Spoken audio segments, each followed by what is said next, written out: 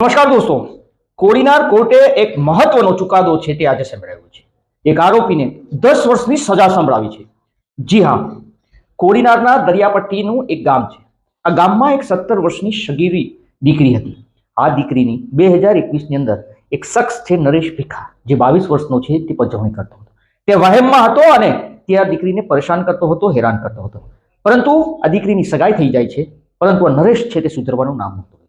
તેણે ત્યારબાદ એક તરકટ રચ્યું અને આ દીકરીના પોતાની સાથે ફોટા બનાવીને તે ફેસબુકની અંદર વાયરલ કરે છે. એ વાયરલ કર્યા બાદ એ જે 17 વર્ષની સગીરા છે તે પોતાના ઘરે બાથરૂમમાં આગ ચાપીને પોતાના મોતને વહાલું કરે છે અને આ ફરિયાદ નોંધાઈ છે કોડીનાર પોલીસ સ્ટેશન. સમગ્ર કેસને લઈને પોલીસે ખૂબ મહેનત કરી હતી, તો બીજી તરફ સરકારી વકીલે પણ ધારદાર દલીલો કરી છે અને આ કેસમાં આખરે આ લોકોની મહેનત છે તે રંગ લાવી છે અને આજે જજ સાહેબે સખત સજા સંભળાવી છે. નરેશ ભીખાને 10 વર્ષની કેદની સજા સંભળાવવામાં આવી છે. દોસ્તો, ગીર અને ગુજરાતની તમામ ખબરો જોવા પેજને ફોલો કરો, ચેનલને સબસ્ક્રાઇબ કરો. ધન્યવાદ.